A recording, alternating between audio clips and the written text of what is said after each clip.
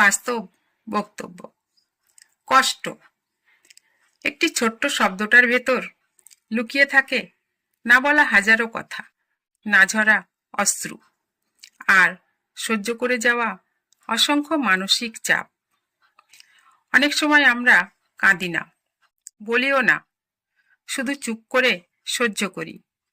আর সেই চুপ করে থাকা কষ্টগুলো ধীরে ধীরে জমতে জমতে একদিন রাগে পরিণত হয়।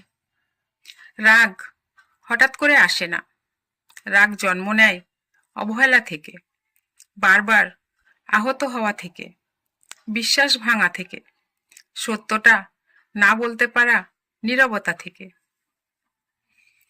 আমরা যখন কষ্ট পাই তখন চাই কেউ বুঝুক, কিন্তু যখন কেউ বোঝে না তখন মনে হয় সবাই শুধু নেয়, কেউ দেয় না। এ পৃথিবীতে কেউ কারো নয়। সেই অনুভূতিটাই ধীরে ধীরে আমাদের ভেতরে আগুন জ্বালিয়ে দেয়, আর সেই আগুনের নামই রাগ। এই রাগই যত অশান্তির মূল, কারণ রাগ মানুষকে এমন কথা বলিয়ে দেয় যা সে কখনো বলতে চায়নি।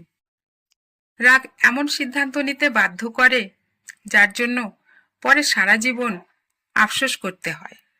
রাগ সবচেয়ে বেশি ক্ষতি করে নিজেরই। রাগের মাথায় বলা একটা কথা কত সুন্দর সম্পর্ক ভেঙে দেয়। রাগের মুহূর্তে নেওয়া একটা সিদ্ধান্ত কত সুখ নষ্ট করে দেয়। আসলে মানুষ খারাপ হয়ে যায় না, মানুষ ক্লান্ত হয়ে যায়, কষ্ট সহ্য করতে করতে, নিজেকে সামলে রাখতে রাখতে।